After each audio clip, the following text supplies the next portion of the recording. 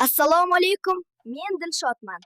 Bugun sizga telefon menga qanday zarar qilganini ko'rsatib bermoqchiman.